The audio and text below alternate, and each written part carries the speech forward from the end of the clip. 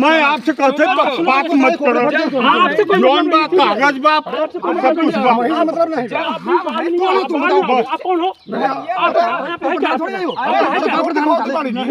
नेपाल कानून को है नेपाल भाई, नेपाल कानून जो है वो अपना नापेंगे। भाई दोनों लोग शांत रहिए, आप दोनों लोग शांत रहिए।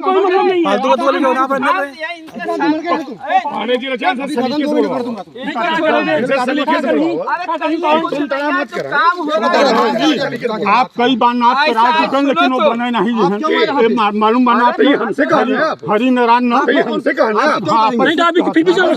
सुनो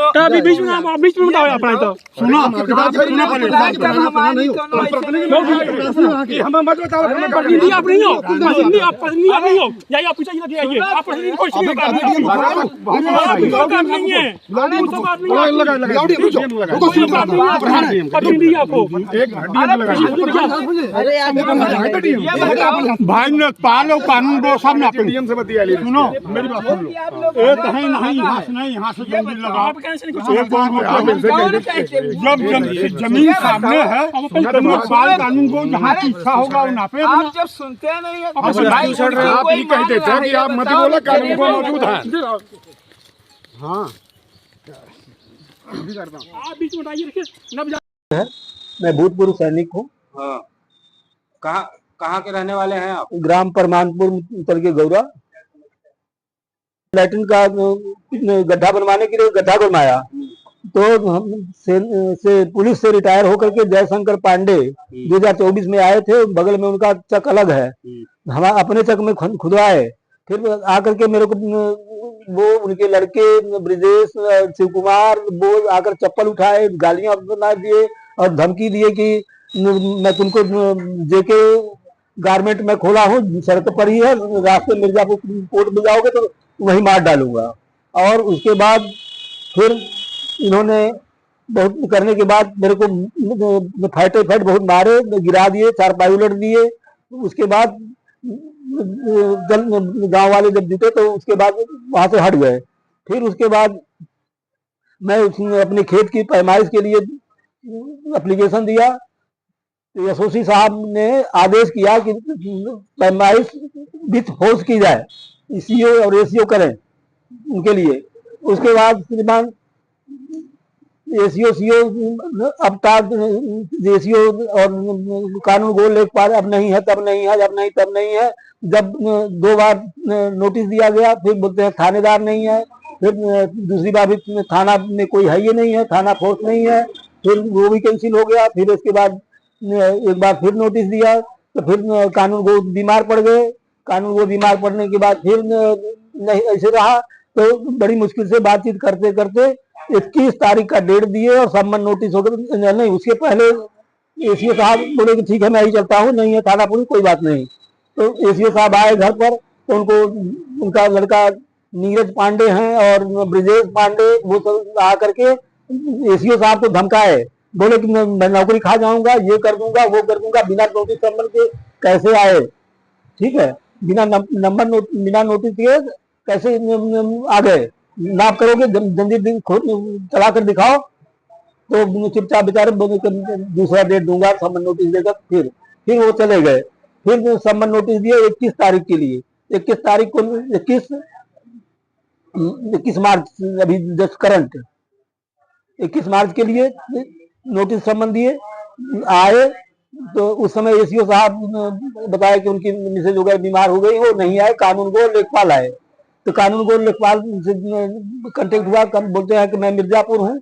फिर मिर्जापुर है तो मैं कहा ठीक है मैं 10 थाना जिगना पर फोर्स लोगी, वहीं पर मिल लूंगा आपसे, उधर से चलूंगा। तो बोले कि ठीक है, तो वहां पर लेखपाल बोले। फिर यहाँ से आए, बोले हमें जयपुरा पहुंच रहा हूँ। तो दोबारा बातचीत करता हूँ, बोलते जयपुरा पहुंच रहा हूँ। तो उसके बाद लापता हो गए। फिर टेलीफोन करता हूँ तो बोलते हैं लेखपाल साहब कागज ही क्या बोलते हैं, कागज ही पूरा उसका नक्शा वगैरह भूल गए हैं मिर्जापुर, दोबारा मिर्जापुर जा रहे हैं लेने। फिर उसके बाद टेलीफोन करता हूँ एसीओ साहब को तो बोले मैं बात करके बताता हूँ। जब उन्होंने बात किया तो बोलते हैं कि उनका वो बस्ता वहीं ऑफिस में भूल करके आ गए हैं। अजय सरोज जो है लेखपाल, तो बस्ता वहां भूल गए हैं करके आए। फिर उसके बाद उनसे बातचीत है, काफी बात किया, तो फिर टेलीफोन उठाए नहीं। हो रहा है? अच्छा, उसके बाद कार्रवाई ऐसी हुई सर कि उस दिन नाप हुई, नाप के आए तो नाप के बजाय हमें और वो जो कानून को और वो सब कानून को बोलते हैं हम फोर्स नहीं लेंगे, सीधे ग्राम प्रधान के आइए, मैं फोर्स नहीं जरूरत है। तो अब गांव में पहुंचे हैं, तो वहां पर पहुंचे हैं तो उनके यहाँ जयशंकर के यहाँ जाकर के बातचीत किए हैं। उसके बाद प्री प्लान बना करके जब नाप जंजीर गिराए हैं तो लोग मार पिटाई करने पर अमादा फसादा हो गए। और अब मार पिटाई करने पर हमारा लड़का इसी बंगलोर से आया था, जो सॉफ्टवेयर इंजीनियर है, उसको चारों साइड से घेर कर गिरा कर मारने लगे। और तब तक मुझे धक्का मार दे, मैं विकलांग हूँ, गिर गया, फिर मुझे मारने लगे। मारने के बाद तब तक वहाँ उनकी सरहंगई दमंगई से कोई नहीं बचाव आने के लिए गांव में बहुत सारे लोग थे, लेकिन वहाँ गांव वाले आपको नहीं बचाए? गांव वाले खड़े तक नहीं हुए, वहीं पर बैठे हैं, बल्कि खड़े हैं शांत। आपके गांव के प्रधान क्या बोले? प्रधान जी को भी मारने के तैयार हुए। मनोज सिंह प्रधान जी के लड़के गए थे, तो बोलते हैं प्रधान, तुम प्रधान नहीं हो, बेचन सिंह को भेजो, बेचन सिंह प्रधान है, तुम नहीं हो, तुम वकील हो। ऐसा करके उनको भी डांटा, उनको भी मारने जा रहे थे। तब तक कानून को ने बचाव कर लिया, मनोज सिंह को मारने जा रहे थे। फिर क्या चाहते हैं आप? फिर उनको बताने के बाद फिर मैं आया थाने पर तहरीर दिया। तहरीर से पहले उन्होंने 112 नंबरिंग कर दिया। 112 नंबरिंग करके 112 को बताया कि उनकी मिसेज है। मैं कहा मैं असमर्थ हूँ, मैं तो कोई न कोई साधन होगा तभी मैं आ सकता हूँ। बजाय इसके मैं थाने पर, मैं कहा मैं सब सुबह किसी साधन को करके आ सकता हूँ सर। तो मैं दूसरे दिन सुबह साधन करके थाने पर आया 10 बजे। यशो साहब भी बोलते हैं तुमको, हमको डांट रहे हैं, बोलते तुमको तुम्हारे को पता नहीं है, ये नहीं वो नहीं, तुमको साहब को बुलाया गया, तुम नहीं आए, ये नहीं आए, वो नहीं आए। उसके बाद फिर बोलते ठीक है, मैंने एप्लीकेशन दिया सर मेरे साथ ये घटना घटी है। घटने के बाद तो उन्होंने बोले ठीक है, इनका भी FIR उसी में लिख लो। लिखवा दिए।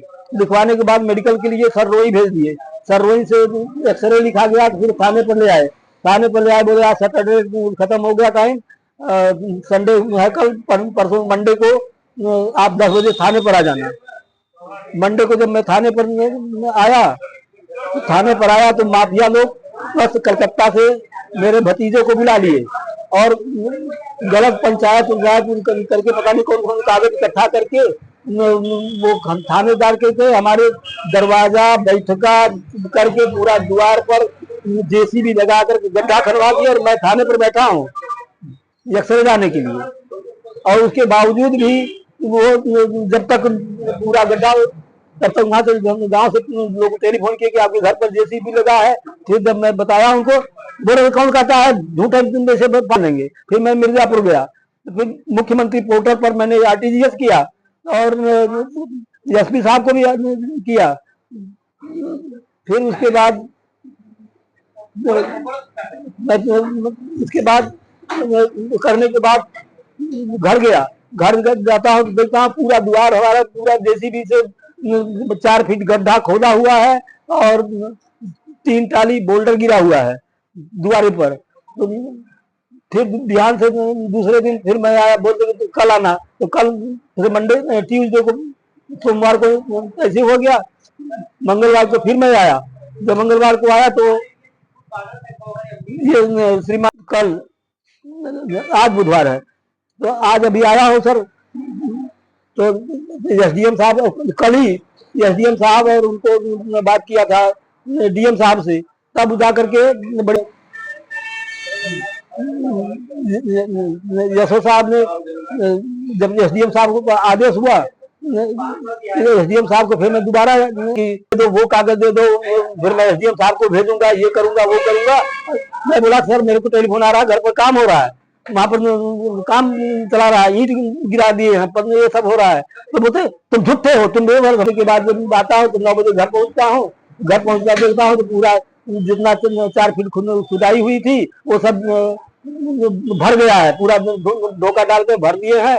भरने के बाद उस पर ईंट वगैरह गिरा करके ईंट भी 3 ईंट भी जोड़ दिए हैं बोल्डर के ऊपर।